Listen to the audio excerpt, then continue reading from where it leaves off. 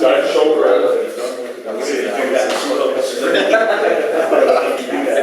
I'll probably be all trained up then. The other one,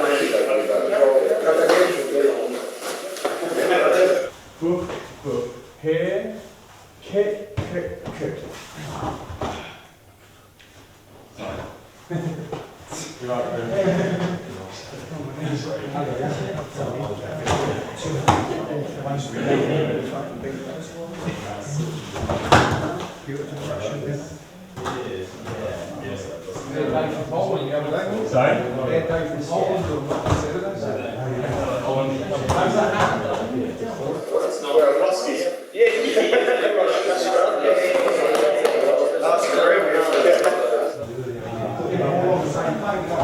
So ninjutsu, let's say, is broken down from various stylings and then condensed to be an overall wrapping of one.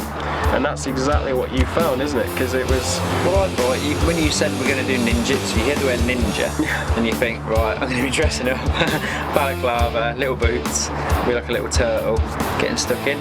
But it was kind of, to me, it felt like, in my opinion, it felt like you say, Krav Maga, a military style. That's obviously old school military because it was way back when.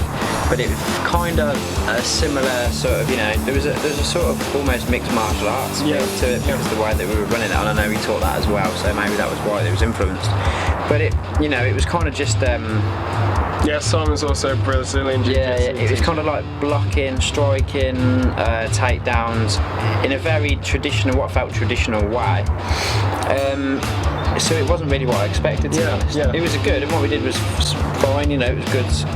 Whether he was trying to showcase it as much as he could in one go. Yeah, I think he was tapping the surface, and I think one thing I liked about Simon's teaching was he was teaching you how to play mental chess with your opponent, like how you set your posture straight away, how you set that determines where they're going to attack you, and you can just play mind games on them, which was interesting because no one, Sam Kwok did a bit of that, but no one really went into that. So I agree with you, it's very kind of simplistic. When you think of it, you're thinking of serious like lethal assassination technique or whatever. That's what you go in thinking, and what we got from it was very relaxed, wasn't it? Yeah, he's quite a chilled out guy. He was quite a chilled out teacher in the way that he taught and the way that he sort of liked to be addressed and stuff. He was really chilled out. Yeah, it's just side. It's just like, you know. Side buddy side. So cool. Really interesting guy. Been to Japan and learned obviously ninjutsu. Very avid martial arts fan, definitely into the new wing of martial arts, all the competition, mixed martial arts, the UFC sort of stuff, because that's what everyone was talking about when we walked into the place. We did that at a youth club, so it looks a little bit weird. The ninjutsu, it kind of looked like a nursery, like a play group. Yeah, but it was quite a weird setup for ninjutsu. One, slap, here, ears, slap here, jump here, fall, grab the feet, push back, here, catch his foot. Let's go.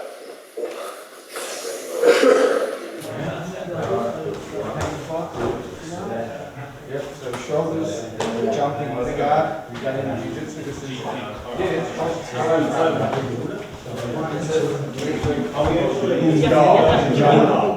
Guys, when you jump up, it's guard. Wrap your feet.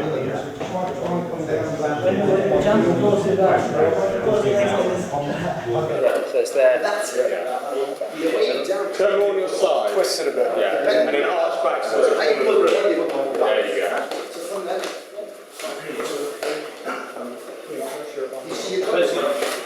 literally, let's see me. Come on, talk to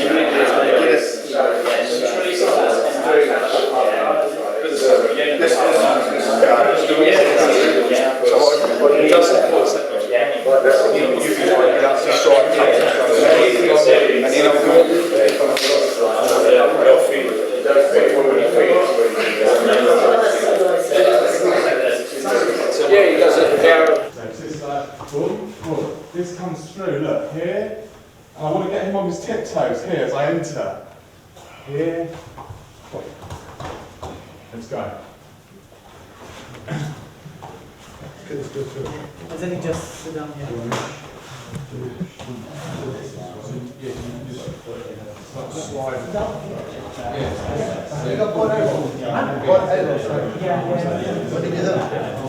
Just look over station. No, this one just. Because when you do it, it's really easy. Break down.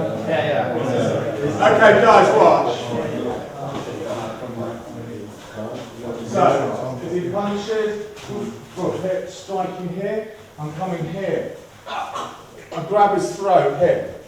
That's right. Let's go. Be gentle, keep it straight. 1, 2.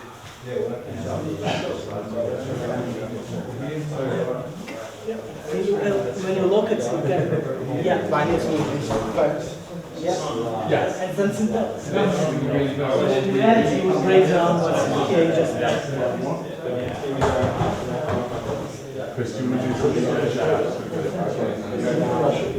Hey, alright, so we've just finished ninjutsu. And here we are with Simon. How do you think I did today? How do you think you did? I don't think I did. Yeah. Bloody hell. I think I did alright. It's quite, with joint manipulation stuff, I try and watch and think, right, where am I going there, step by step, and break it down. Yeah. After I practice it a couple of times, I feel like I kind of get the hang of it. Yeah. You know, but it never sort of clicks straight away. Because we were doing a lot of, although it's a difficult thing, because when you watch someone do stuff, you know, if you're remotely athletic, you think, well, you know, I can do that. Yeah. But you can, in the grand scheme of things, do it. But there's a lot of sensitivity to pick up. There's a lot of little nuances, like I was saying, use your hand like a snake and always have control, which is, I guess, a bit like sort of Chinese sticking hands and stuff. Use that kind of control all the time, and that takes a long time to get. And also, what we were talking about earlier is not using too much strength. Yeah, sometimes I have a habit to try and you know, use Me too. what I've got. You know, I know exactly where you're coming from now, because I'm a big guy as well. So natural thing is, if it's not really working, just run more power through it. Sure, yeah. And that can, certainly I've found it through my training, can for a while block you until you make a conscious decision to really step away from that and try and be soft. And then you can start to find the nuances in your partner's body which make it easy to do. All the time you're using strength and power, it actually blocks your sensitivity, I think, and so you can't actually even really feel what your opponent's doing, how he's maybe shifted his position or turned his arm a little bit. Yeah. So it's a really important thing, and I, you know, as I said, I've struggled with that one. I still do. You know, when I do my Brazilian Jiu-Jitsu, I'm still struggling with that. Bearing that in mind, how do you think I did? You did very well, actually. Yeah, cool. You know, you clearly done stuff before. You know, your coordination was good. As I said, there's a lot on your plate. You know, it was good. It was very good. Excellent. Yeah, you did well. With obviously, you do Brazilian Jiu-Jitsu as well. Yes.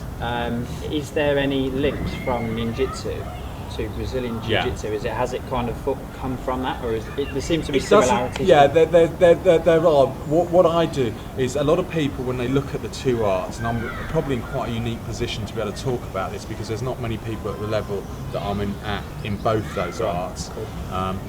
Cool.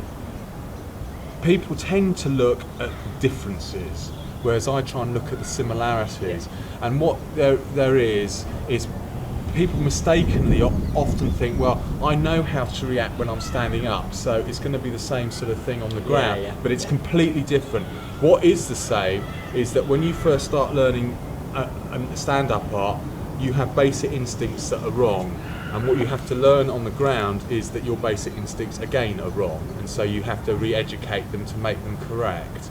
You know, it's a bit like life. You know, a lot of people go through life and without applying maybe a bit of logic to what they're doing, they react on their instincts, which, unless they're tempered by logic, will generally be wrong. Some people are very lucky, some people have good instincts and they're all correct. But I say the majority of us, you have to use this kind of tempering of logic with your instincts to make your instincts, as you progress, to be more correct.